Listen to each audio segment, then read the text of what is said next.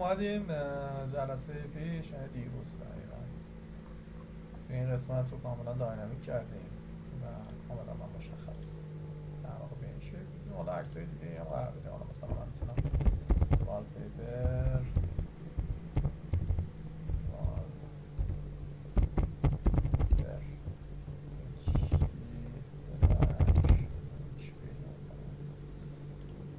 بزنیم. حالا بلک چیزی باشه که اینها بیشتر توش مقدار پیدا کنن.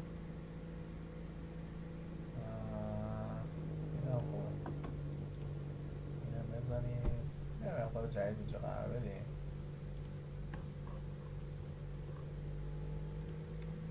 که ببینید این بزنیم و دانلود بزنیم که داره برامون دانلود کنه.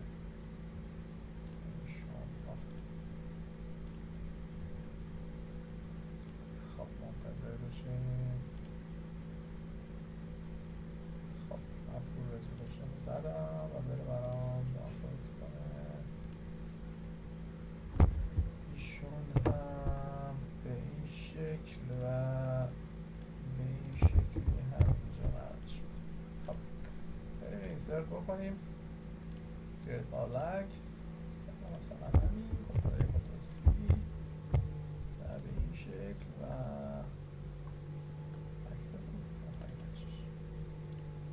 میذاریم شو دیتیلز ایشونه الان باید عوض شد. ببینید با عوض شد. اینم که داینامیک کردیم. بریم سراغ ایشون. یه عکس داره، یه تایتل، یه دسکریپشن و بیشتر.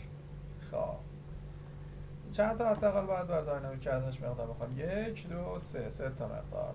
میایم اینجا میریم اولین کاری که میکنیم میریم دیتابیسش رو میسازیم و به جای بالاکس اینجا من میزنم نیو تیبل و اسمش رو می‌نویسیم تیم مثلا. و اینجا هم باشه آیدی و نال اوتو اینکریمنت پرایمری اولیش باشه ایمیج برکر 100 بابا جان و بعدیش باشه در واقع تایتل.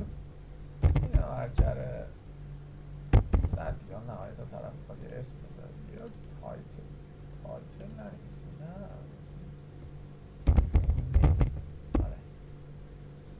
و بعدی هم یه دسکریپشن دیگه هم یه توضیحاتی از خودش بذاره. البته خیلی میتونست فوروارد در باشه دیگه. حالا من تکست بذارم. حالا میدیوم تکست داریم، میدیوم تکست که میتونه تا 16 مگ بیاد اطلاع قرار بده. تکست هم داریم که در واقع 64 کیلوبایت لانگ تکست هم داریم. لانگ تکست کاری نداریم، ما همون تکست میذاریم که اون دیگه در حد گیگه. خب نات نال و این هم اکزیکیوت رو میسازد برای ما الان که این هم تیم جمعش میکنیم و بریم که حالا پارالاکس اینا رو ما چیز کشتیم. بریم سراغ قسمت جدید.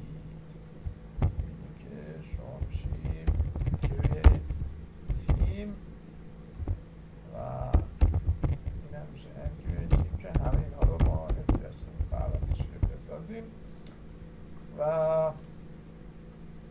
اینجا در واقع تو قسمت ادمین من یه کرییت خواهم داشت به نام یه صفحه خواهم داشت به نام کرییت. این اسمش رو بذاریم تیم و کرییت تیم در واقع چیکار میکنه؟ همون مقداری که توی کرییت پارالاکس هستش رو میتونید اینجا یه کپی پیست بگیرید دیگه. همش کپی پیست هست شک نکنید و اینجا یه کنترل ای کنترل وی بزنید و بیایم حالا شروع کنیم تغییرات رو دادن. نه دیگه در حالتی که همه چی کپی پیست بشه نه. خب من میام اینجا توی ادمین یه فولدر خواهم ساخت به نام تیم و توی تیم مقداری خواهم ساخت به نام اینسرت یا در واقع اینسرت. من میگم اینسرت دیگه حالا ایراد نگیرید. خب میام اینجا میگیم تیم و شما دوباره توی اینسرت. خب هم عکس داریم هم در واقع بینشه. من یه ذره اینو کوچولوش میکنم خیلی بزرگ و مقدار فایلی خواهیم داشت به نام فول نیم. این رو درست میکنیم یا سخت نیست. فول نیم و این هم همینطور. فول نیم نیمش هم حتما فول نیم خواهی گذاشت و به این شکل پلیز اینتر فول نیم و اگه بینید اینجا چیزی باید بخاطر اینکه باید این رو بزرگ نیست. با حالا من این رو بزرگ نیستم کمر کیس رو باید رعایت کنم و ایشون هم که دیسکریپشنه اوکی. یه دارم ایمیج داره دیگه، دارم سابمیت. فقط اینجا دیگه شما به شو پارالاکس نخواهد اشاره کرد. اینجا میاید در جا کلیک راست و یک صفحه ای خواهید ساخت به نام شو چی؟ شو تیم که ایشون در واقع به صفحه شو دو سه بار کنترل اسپیس بزنید بهتون کمک میکنه. خب کمپانی رو اضافه میکنه، مریض خودش. خب شما کمش کنید، در واقع حذفش کنید. میرم اینجا showteam.php رو قرار میدیم و به این شکل در واقع رفرش میکنیم و میبینید که هیچ اتفاقی تو صفحه نخواهد افتاد. چرا؟ چون شما توی منوتون اصطلاحاً در واقع توی قسمت پارشال، تو قسمت نه البته اینجا توی قسمت منوتون باید یک مقدار جدیدی اضافه بکنید به نام تیم و بنویسید تیم ما. این بعد به کدوم صفحه اشاره بکنه؟ بله create team.php.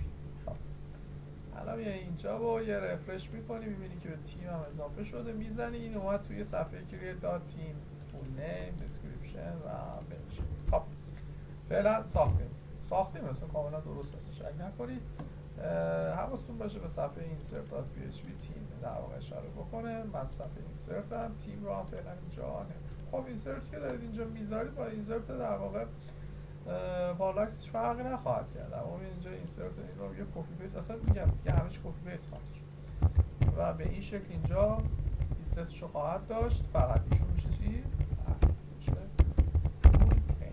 فول دیسکریپشن ایمیج همونه. فقط اینجا حواستون باشه ایمیجتون دیگه یه دونه فولدری خواهد داشت به نام تیم و در واقع به این میگی برو اینجا، برو تو تیم. ایمیج نیم دیسکریپشن اسلوگان میشه در واقع فول نیم دیگه عوضش کنیم. خب و اینجاست که شما باید اینسرت در واقع تیم رو بنویسید. تا اینجاش درسته، اینجا بعدش اشتباهه. این رو باید در واقع خودمون بیایم اینجا تو قسمت کانفیگ و بنویسیم فانکشن و من میگم که اینسرت تیم و چیا رو داره؟ بله فول نیم. اینجا دیگه من کم کیس اینا رعایت میکنم. یه دونه دیگه داره به نام دیسکریپشن و یه دونه دیگه هم داره به نام ایمیج و به این شکل و برمیگردیم میگیم دلار کان و کانکت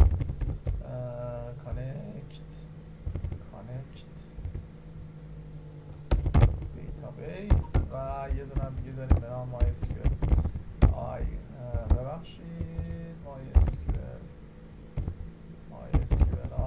query دلار کان رو بهش میدید و اینجا برمیگردیم insert to بود اسم در واقع اسم مقدار اون تیم و برمیگردیم میگید که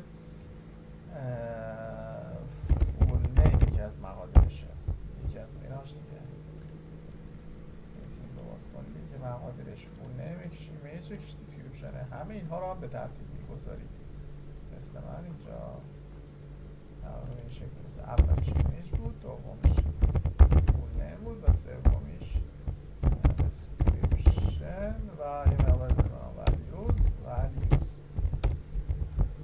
و اینجا دونه مقادیر رو بهش میدید. ایمیج نیم حتما هم توی در واقع سیمپل پوزیشن میگذارید ایمیج نیم و اینجا هم بعدش میشه فول نیم و این هم میشه description و در نهایت همه چی درست. خب یه تست میکنیم دیگه، میریم ببینیم کار میکنیم یا نه. کار نکرد که اصلا مهم نیست، حلش میکنیم مثلا چیزی نیستش که حل نشه. اینسرتیم میگه ببین فول نیم تو بده، میگم بیا، میگه که دیسکریپشن تو بده، میگه بیا، و اینم میگه در نهایت ایمیج نیم، اینم بهش میگم بیا. خب برمیگرد میگه کرییت پارالاکس، نخیر کرییت تی.php. خب یه رفرش کوچولو و اینجا لوکال هاست و هیچ باید مین اینا رو ما ببندمشون، کاری نداریم باشون. کمپانی تیم و الان میخوایم بریزیم داخلش فول نیم، مثلا تو راجع همین دیسکریپشن من تو راجع آرتیکل هستم و یا حتی همین بیشتر از چیز اطلاعات آنچنانی از خودم ندارم.